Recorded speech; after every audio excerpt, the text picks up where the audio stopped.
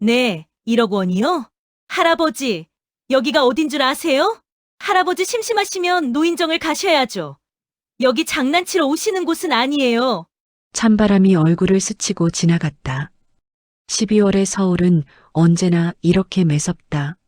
나는 76살 박종수, 오늘따라 유독 추운 화요일 오후에 은행문을 밀고 들어섰다. 유리문 너머로 따뜻한 난방이 느껴졌지만 그보다 먼저 느껴진 건 사람들의 차가운 시선이었다. 내가 입고 있던 외투는 10년도 더 된 물건이었다.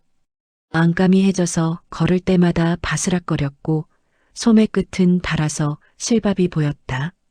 신발은 작년 겨울에 샀던 운동화인데 밑창이 거의 다 닳아 비 오는 날이면 물이 스며들곤 했다. 아내가 살아있었다면 뭐라고 했을까? 여보, 좀 제대로 된 옷 사 입어요.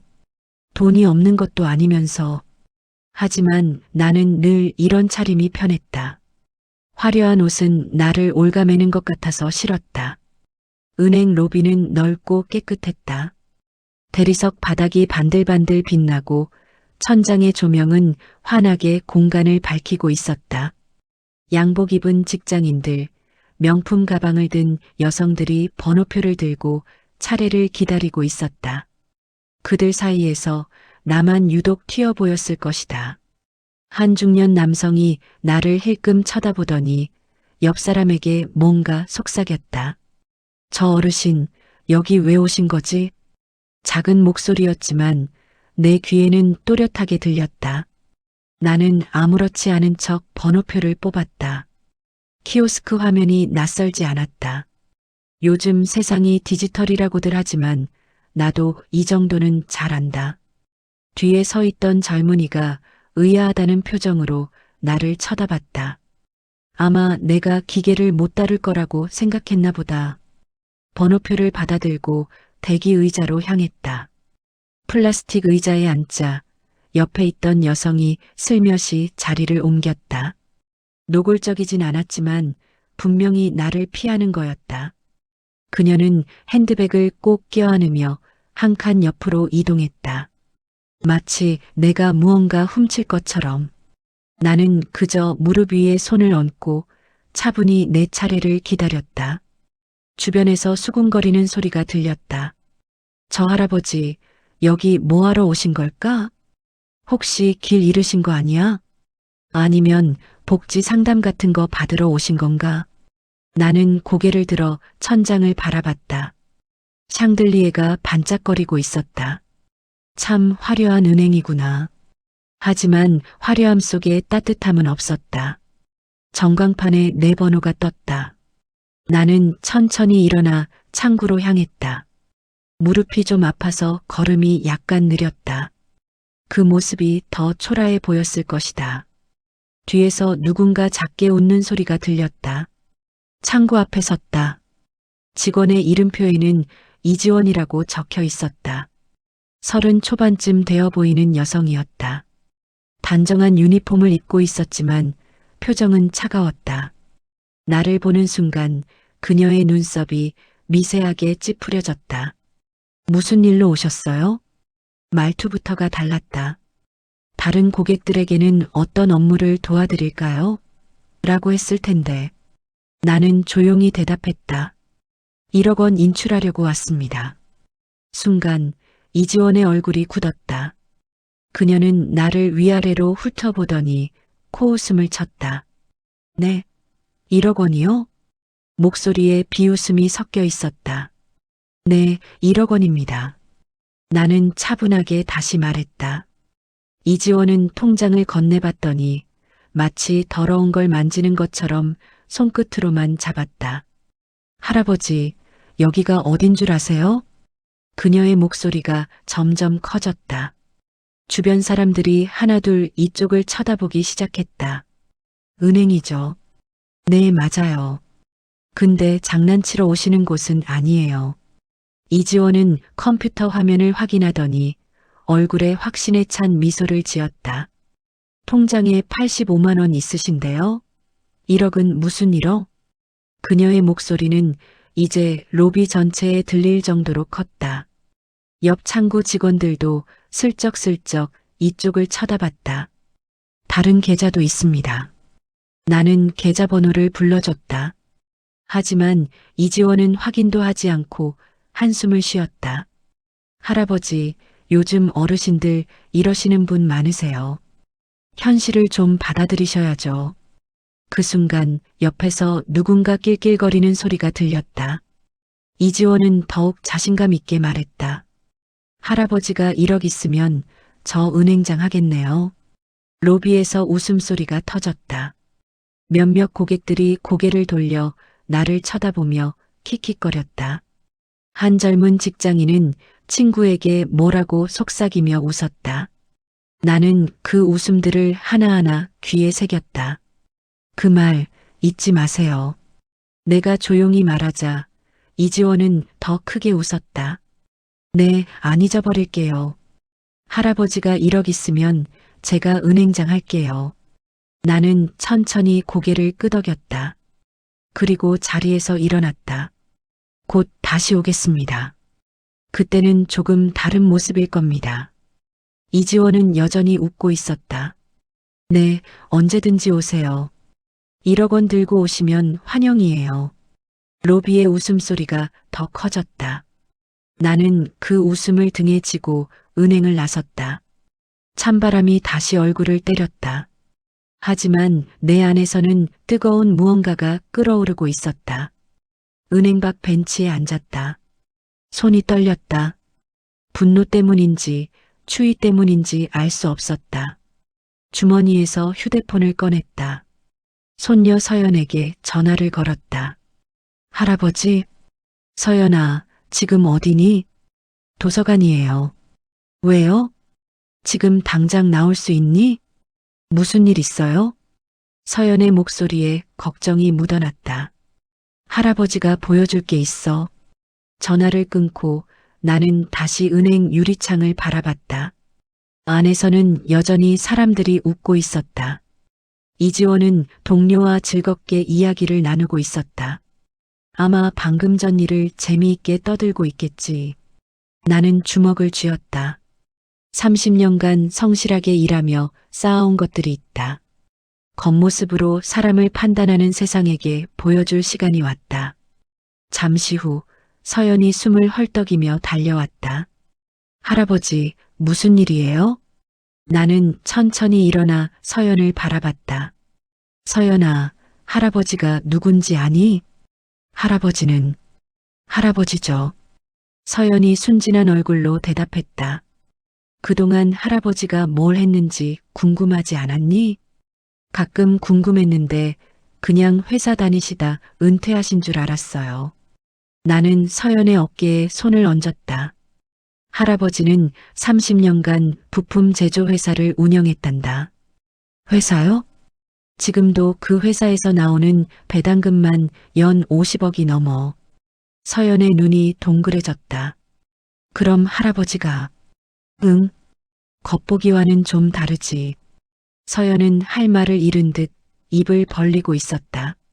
지금부터 할아버지가 세상에 보여줄 거야. 사람을 외모로 판단하면 어떻게 되는지. 은행 안은 여전히 평화로웠다. 하지만 그 평화는 곧 깨질 것이다.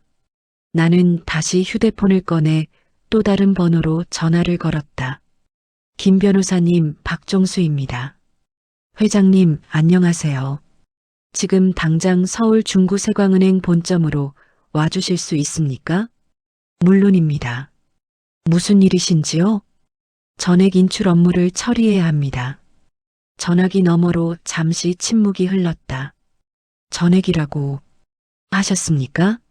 네, 800억 전부요. 또다시 침묵. 알겠습니다. 30분 안에 도착하겠습니다. 전화를 끊자 서연이 떨리는 목소리로 물었다. 할아버지, 진짜 그러실 거예요? 응. 너무 심한 거 아니에요?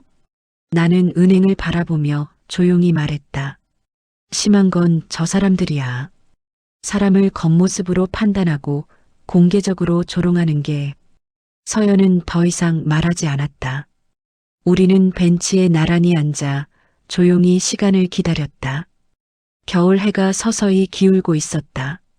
30분 후 검은색 세단 한 대가 은행 앞에 멈춰섰다.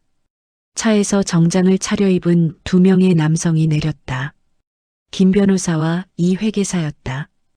그들은 나를 보자마자 정중하게 인사했다. 회장님, 오랜만입니다. 고맙네. 이렇게 급하게 불러서. 괜찮습니다. 그런데 정말 전액 인출하시는 겁니까? 김 변호사가 조심스럽게 물었다. 그래야겠네. 이유를 여쭤봐도 될까요? 나는 은행 쪽을 바라보며 대답했다. 사람을 외모로 판단하는 대가를 치러야 할 시간이야. 이 회계사가 서류 가방을 열었다. 필요한 서류는 모두 준비했습니다. 좋아. 그럼 들어가지. 우리는 함께 은행으로 향했다. 서연이 내 옆에서 긴장한 표정으로 따라왔다. 유리문을 밀고 들어서는 순간 로비의 분위기가 확 바뀌었다. 아까와는 완전히 다른 공기였다. 정장을 입은 두 명의 전문가가 초라한 할아버지와 함께 들어오는 모습이 이상했을 것이다. 사람들이 하나둘 고개를 돌려 우리를 쳐다봤다. 안내 데스크 직원이 황급히 일어났다. 어서 오세요. 무엇을 도와드릴까요? 김 변호사가 명함을 건넸다. 김동현 변호사입니다. 지점장님과 면담이 필요합니다. 직원의 얼굴이 굳었다. 잠시만 기다려주세요. 그녀는 급히 내선 전화를 걸었다. 지점장님, 변호사 두 분이 오셨는데요. 잠시 후 사무실 문이 열리며 한 남성이 나왔다. 정장을 말끔하게 차려입은 40대 중반의 남성이었다. 이름표에는 박진수 지점장이라고 적혀 있었다. 안녕하십니까? 무슨 일로? 박진수 지점장의 시선이 나에게 머물렀다. 그의 눈이 커졌다. 아까 네, 아까 1억 인출하려던 그 할아버지 맞습니다. 내가 조용히 말하자 로비가 순식간에 조용해졌다. 모든 시선이 우리에게 쏠렸다. 이지원도 창구에서 고개를 들어 이쪽을 바라봤다. 그녀의 얼굴이 창백해지는 게 보였다. 김 변호사가 서류 봉투를 꺼내며 말했다. 박종수 회장님의 전액 인출을 진행하려고 합니다. 회장님, 이라고요? 박진수의 목소리가 떨렸다. 네. 박종수 회장님은 세광은행에 800억 원을 예치하고 계신 VIP 고객이십니다. 순간 은행 안이 술렁이기 시작했다. 800억? 저 할아버지가? 아까 그분이?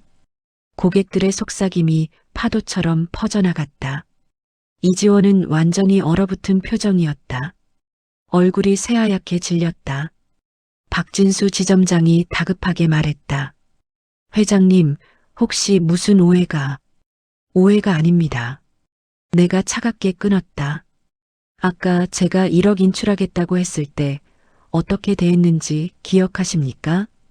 박진수는 할 말을 잃었다. 그는 아까 상황을 직접 보지 못했지만 이미 직원들로부터 들었을 것이다.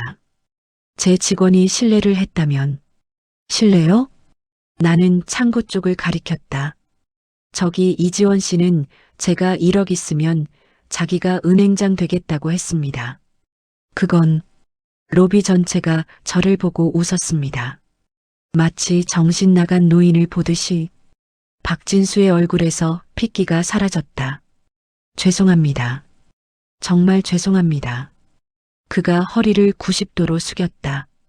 하지만 나는 이미 마음을 굳혔다. 사과는 받지 않겠습니다. 전액 인출 절차를 진행하겠습니다. 이 회계사가 서류를 펼쳤다. 계좌 4개, 총 잔액 803억 2천만 원입니다. 오늘 전액 인출 및 계좌 해지를 요청합니다. 회장님, 제발. 박진수가 다시 한번 빌었지만 나는 고개를 저었다. 로비에서 웅성거림이 커졌다. 800억을 다 빼신다고? 그럼 이 은행 큰일 나는 거 아니야? 우리 예금은 괜찮을까? 고객들의 불안이 퍼져나가기 시작했다. 한 중년 남성이 창구로 달려가며 소리쳤다. 저도 예금 인출하겠습니다. 그 목소리를 시작으로 다른 고객들도 하나둘 움직이기 시작했다. 저도요. 저도 빼야겠어요. 800억이 빠지면 이 은행 위험한 거 아니에요? 순식간에 인출 러시가 시작됐다. 박진수 지점장의 얼굴이 새파랗게 질렸다. 여러분, 진정하세요. 저희 은행은 안전합니다. 하지만 아무도 그의 말을 믿지 않았다. 이미 신뢰는 무너진 후였다. 이지원은 창구에 주저앉아 있었다. 얼굴을 두 손으로 감싸고 어깨가 떨리고 있었다. 아마 울고 있을 것이다. 나는 그 모습을 보며 복잡한 감정이 들었다. 하지만 돌이킬 수 없었다. 아니, 돌이키고 싶지 않았다. 김 변호사가 최종 서류를 박진수에게 건넸다. 여기 서명하시면 됩니다. 박진수는 떨리는 손으로 서류를 받았다. 회장님, 정말 다시 한번 생각해 주실 수 없으십니까? 이미 생각은 끝났습니다. 나는 단호하게 대개속 오후 136 답했다. 박진수는 결국 서류에 서명했다. 그의 손이 너무 떨려서 서명이 제대로 되지 않았다. 처리는 사명업일 내에 완료됩니다. 이 회계사가 서류를 챙기며 말했다. 나는 마지막으로 로비를 둘러봤다. 혼란에 빠진 고객들, 절망에 빠진 직원들, 그리고 바닥에 주저앉은 이지원. 사람을 겉모습으로 판단하면 어떻게 되는지 이제 아시겠죠? 내가 조용히 말하자 아무도 대꾸하지 못했다. 우리는 은행을 나섰다. 밖은 여전히 추웠다. 하지만 내 마음은 묘하게 허전했다. 복수는 달콤하다고 했던가. 하지만 왜 이렇게 쓸쓸할까? 서연이 조심스럽게 물었다. 할아버지, 괜찮으세요? 응, 괜찮아. 하지만 내 목소리는 확신이 없었다. 우리는 차에 올라탔다. 차창 밖으로 은행이 보였다. 여전히 사람들이 줄을 서서 예금을 인출하고 있었다. 마치 난파선에서 탈출하듯이. 할아버지가 원하신 게 이거예요? 서연이 물었다. 나는 대답하지 않았다. 정말 이게 내가 원하던 것일까? 차는 조용히 출발했다. 은행은 점점 멀어졌지만 마음속 무게는 가벼워지지 않았다. 다음 날 아침 뉴스가 터졌다. 세광은행 VIP 고객 800억 인출 사태. 주가 급락. 아침 식사를 하던 중에 서연이 태블릿을 들고 왔다.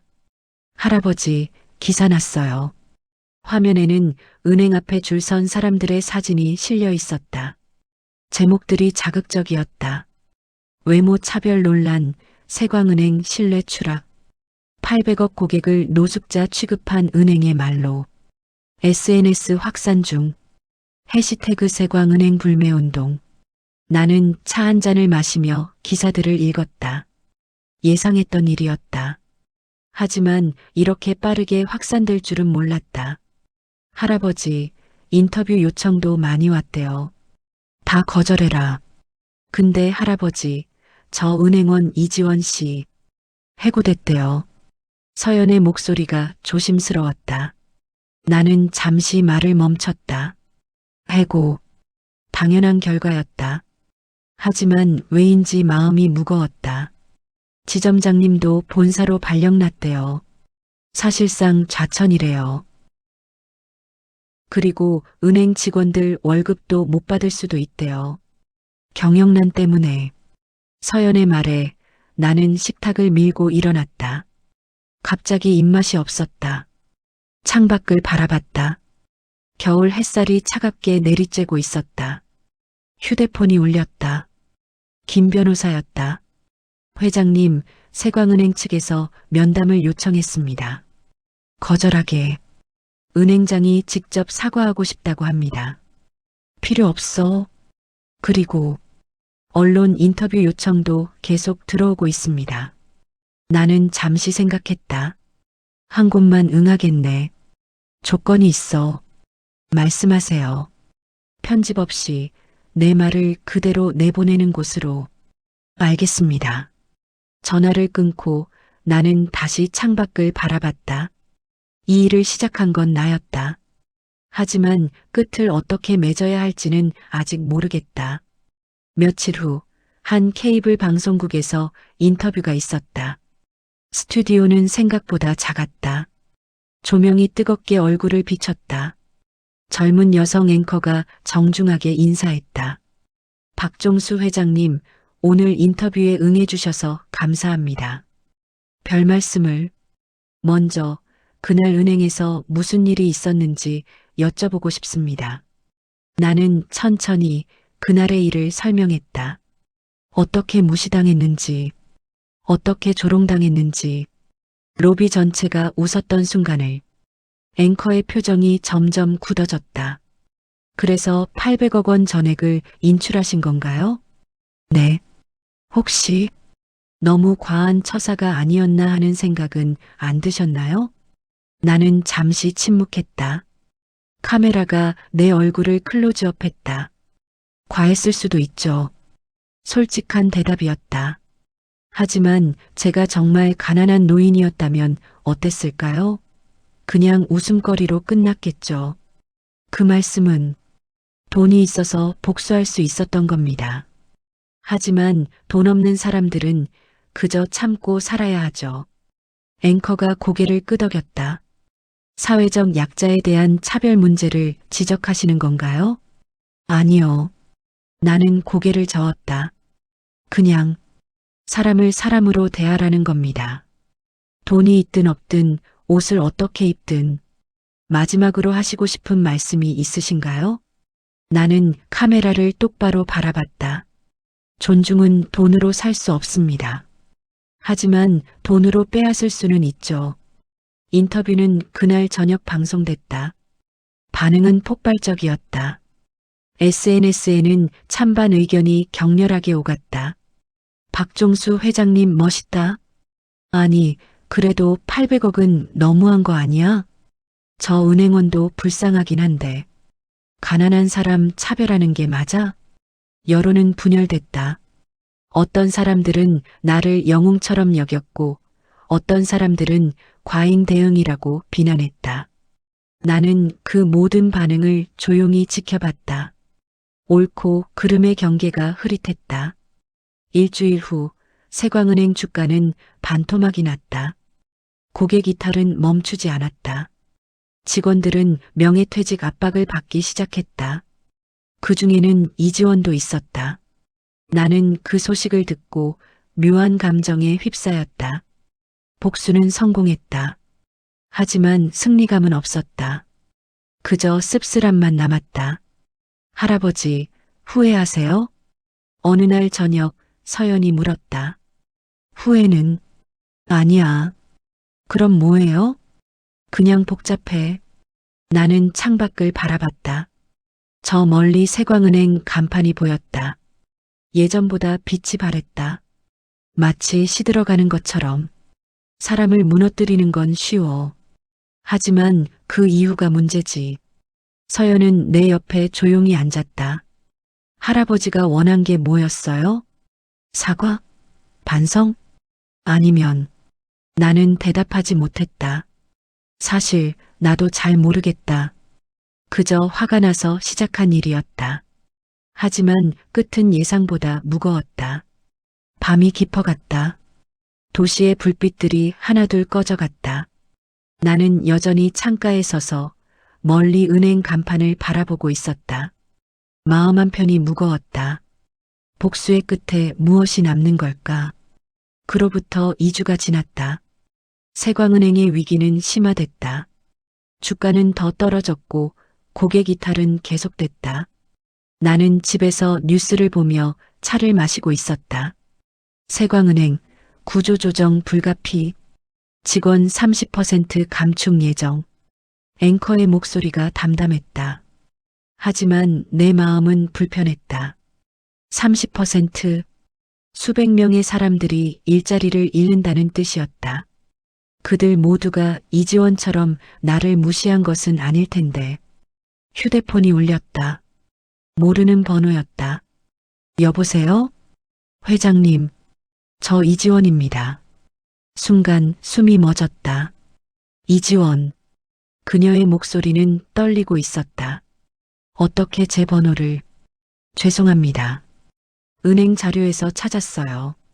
마지막으로 꼭 사과하고 싶었어요. 제가 정말 잘못했습니다. 할아버지를, 아니 회장님을 그렇게 대한 건... 그녀의 목소리가 울먹였다. 이제 와서 사과해도 소용없는 거 알아요. 하지만 꼭 말씀드리고 싶었어요. 나는 입을 열었다가 다시 다물었다. 무슨 말을 해야 할지 몰랐다. 회장님, 저 지금 카페에서 아르바이트하고 있어요. 하루 6시간 최저시급으로요.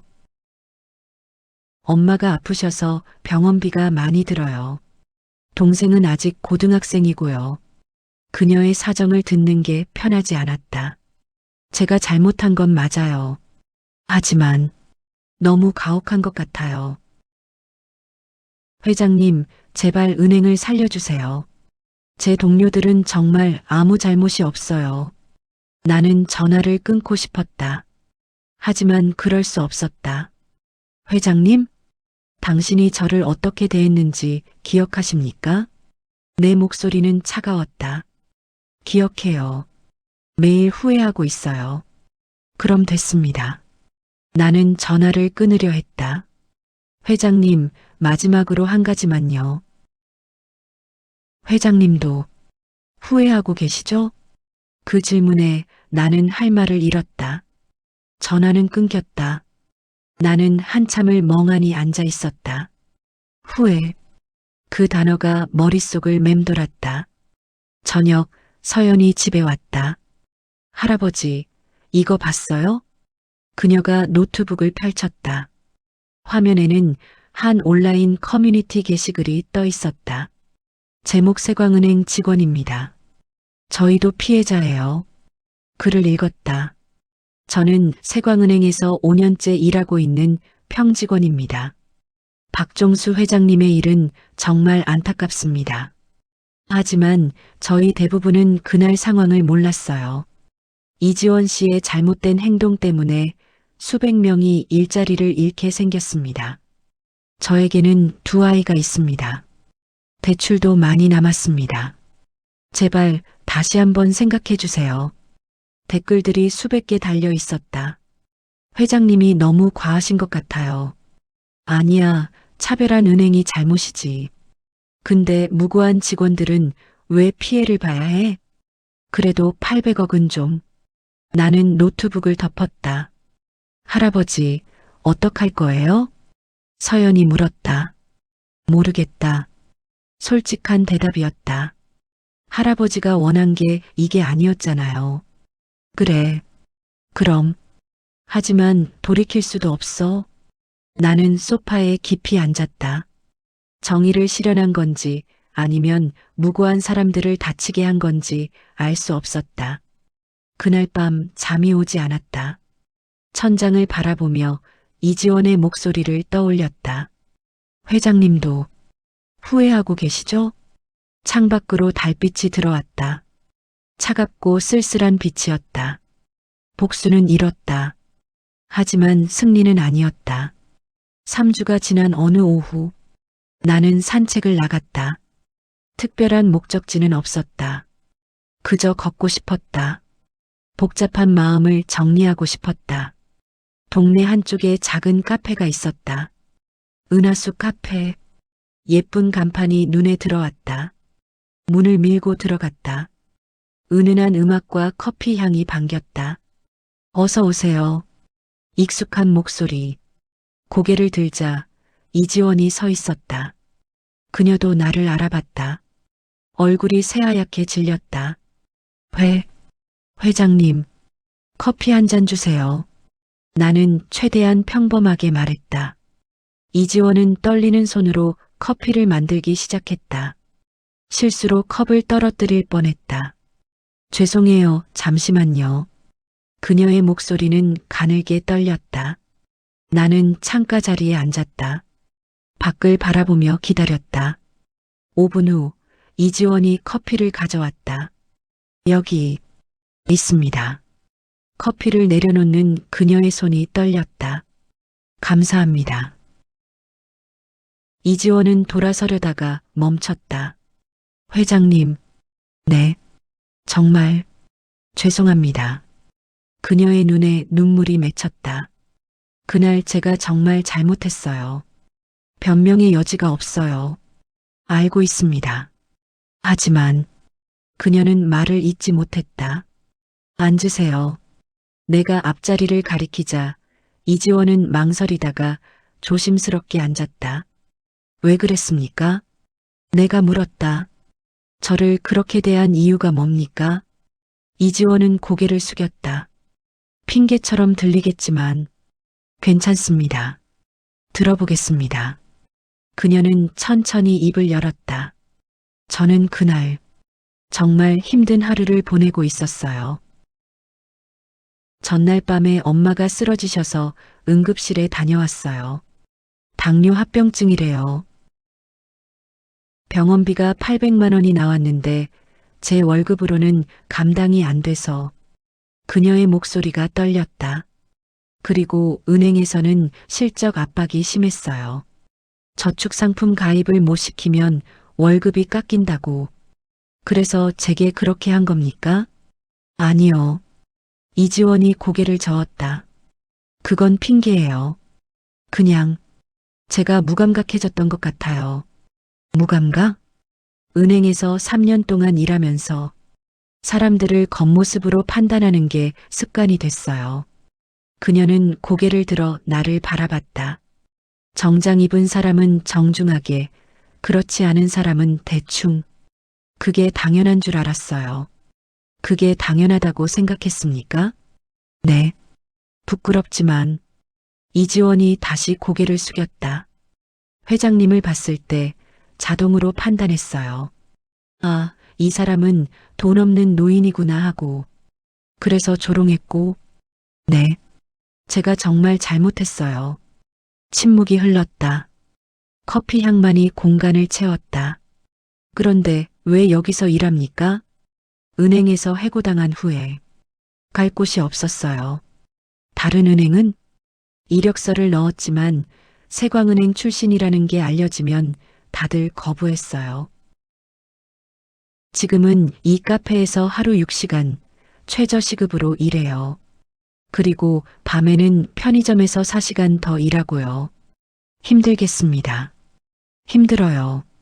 하지만 당연한 대가라고 생각해요. 이지원의 눈에서 눈물이 흘러내렸다. 회장님, 저 정말 반성하고 있어요. 매일 밤 그날을 후회해요.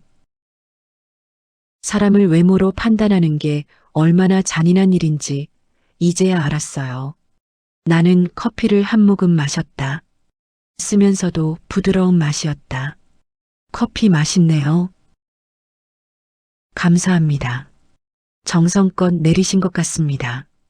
이지원이 놀란 표정으로 나를 바라봤다. 매일 연습했어요.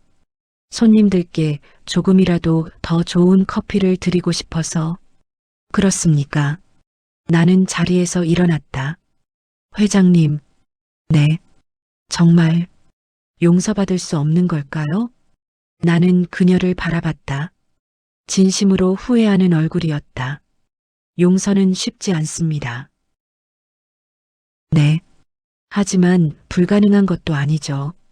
이지원의 눈이 커졌다. 계속 그렇게 사세요. 정성껏 사람들을 대하면서. 회장님, 그게 진짜 반성이니까요. 나는 카페를 나섰다. 뒤에서 이지원의 작은 목소리가 들렸다. 감사합니다. 거리를 걸으며 나는 깊은 생각에 잠겼다. 이지원도 피해자였을까? 아니면 여전히 가해자일까? 경계가 모호했다. 사람은 복잡하다. 선과 악으로 나눌 수 없는. 그날 밤 잠이 오지 않았다. 이지원과의 대화가 계속 머릿속을 맴돌았다. 그녀의 사정, 그녀의 후회, 그녀의 눈물, 모두가 진심처럼 보였다. 나는 침대에서 일어나 거실로 나갔다. 창밖을 바라보며 서 있었다. 도시의 불빛들이 깜빡였다. 할아버지, 못 주무세요? 서연이 방에서 나왔다. 응, 잠이 안 와서. 저도요. 물 좀 마시려고요. 서연이 냉장고에서 물을 꺼내 2잔을 따랐다. 우리는 소파에 나란히 앉았다. 할아버지, 오늘 어디 다녀오셨어요? 응, 이지원을 만났어. 네, 그 은행원이요?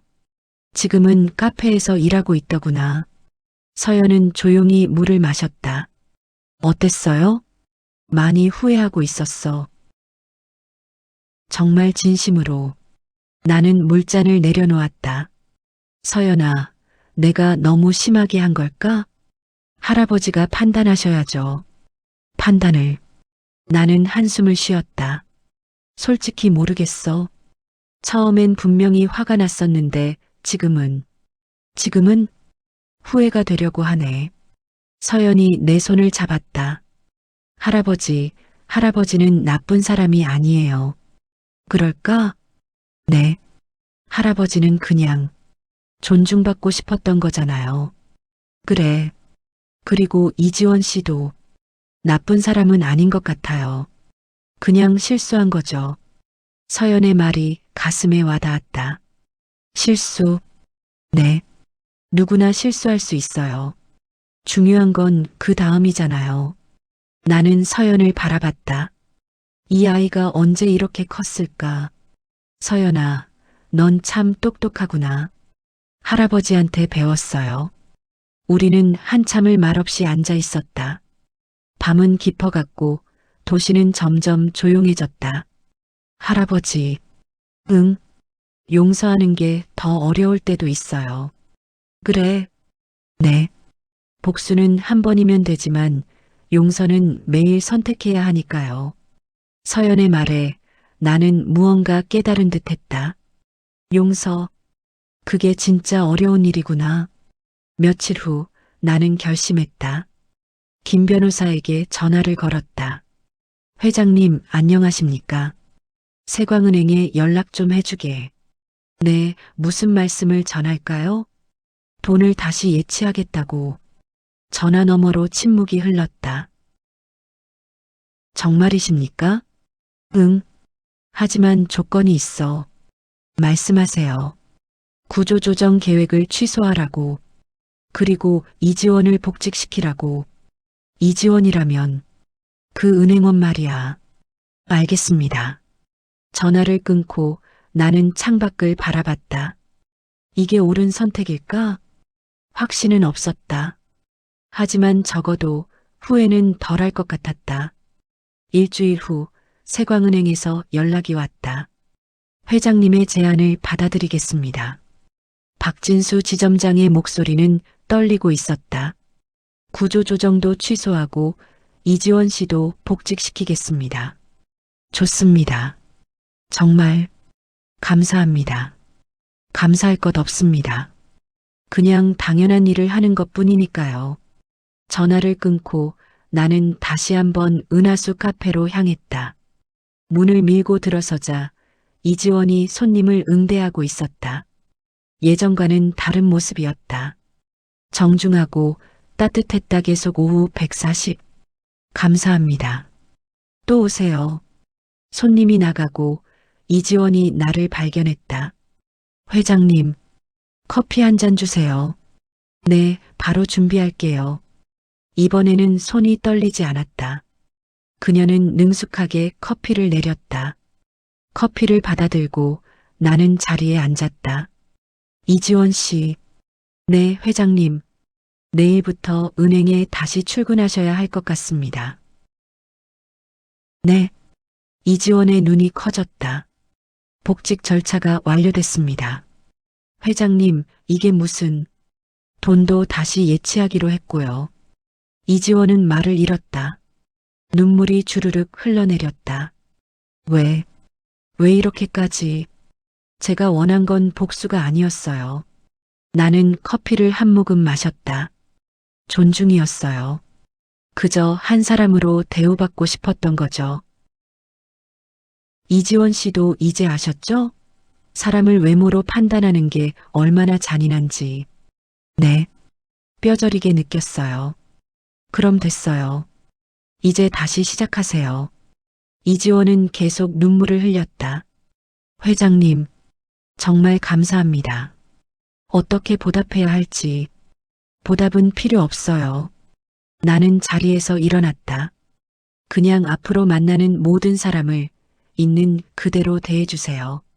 네, 꼭 그렇게 하겠습니다. 카페를 나서는데 이지원이 뒤에서 말했다. 회장님, 저 진짜 바뀔게요. 약속드려요. 나는 고개를 끄덕이고 밖으로 나갔다. 거리는 여전히 추웠지만 마음은 조금 가벼워졌다. 복수보다 용서가 어렵다고 했던 서연의 말이 맞았다. 하지만 그만큼 의미 있는 일이기도 했다. 집으로 돌아오는 길에 서연에게 전화했다. 할아버지, 어떻게 됐어요? 다 해결했어. 정말요? 어떻게요? 돈도 돌려주고 이지원도 복직시켰어. 할아버지, 역시 서연의 목소리에 미소가 묻어났다. 할아버지가 정말 멋있어요. 멋있진 않아. 그냥 마음이 편해지고 싶었을 뿐이야. 그게 멋있는 거예요. 전화를 끊고 나는 하늘을 올려다봤다. 겨울 하늘은 여전히 차가웠지만 햇살은 따뜻했다. 세상은 복잡하다. 선과 악, 옳고 그름의 경계가 분명하지 않다. 하지만 그 속에서도 우리는 선택할 수 있다. 미움보다는 용서를, 복수보다는 화해를. 완벽하지 않아도 괜찮다. 조금씩 한 걸음씩 나아가면 되니까. 석 달이 지났다. 봄이 오고 있었다. 거리의 나무들이 조금씩 초록빛을 띠기 시작했다. 나는 여전히 낡은 외투를 입고 산책을 나갔다. 습관은 쉽게 바뀌지 않는다. 그리고 굳이 바꿀 필요도 없었다. 동네 한 바퀴를 돌다가 은하수 카페 앞을 지나갔다. 창문 너머로 이지원이 보였다. 그녀는 손님에게 커피를 내리며 환하게 웃고 있었다. 예전의 차가운 모습은 찾아볼 수 없었다. 나는 발걸음을 멈추지 않고 지나쳤다. 들어가지 않았다. 그럴 필요가 없었다. 그녀는 잘 살고 있었고 그걸로 충분했다. 벤치에 앉아 사람들을 구경했다. 젊은 연인이 손을 잡고 걸어갔다.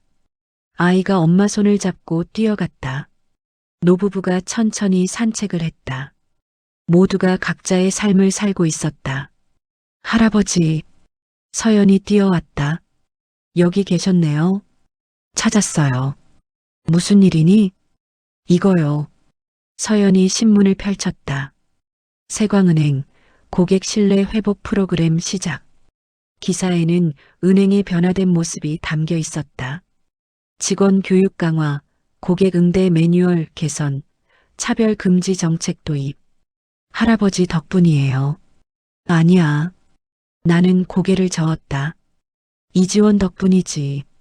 이지원 씨요? 응.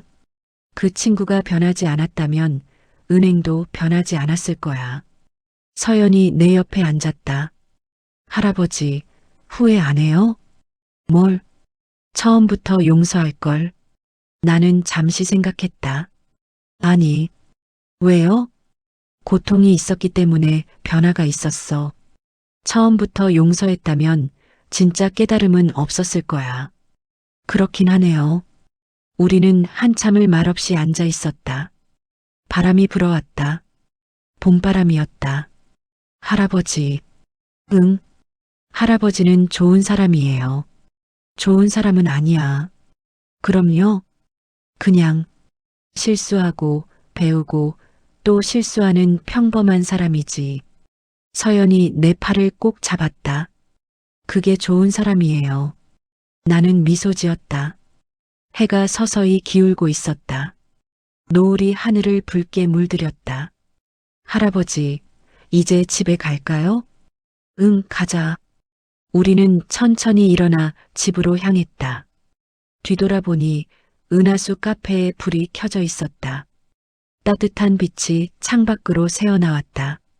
이지원은 여전히 손님들을 응대하고 있었다. 그녀의 미소가 창문 너머로 보였다. 나는 더 이상 그곳을 바라보지 않았다. 각자의 자리에서 각자의 방식으로 살아가는 것. 그게 우리가 할 수 있는 최선이었다. 완벽한 용서도 완전한 화해도 없었다. 하지만 서로를 인정하고 각자의 길을 가는 것. 그것만으로도 충분했다. 저녁 노을이 우리의 뒷모습을 비췄다. 할아버지와 손녀. 천천히 함께 걸어가는. 거리는 조용했고 마음은 평온했다. 그걸로 됐다. 사람을 겉모습으로 판단하는 순간 우리는 무언가 소중한 걸 잃게 됩니다. 이런 이야기가 더 듣고 싶으시다면 구독 버튼을 눌러주세요. 혼자 고민하지 마시고 함께 나눠요. 다음 이야기에서 또 만나요.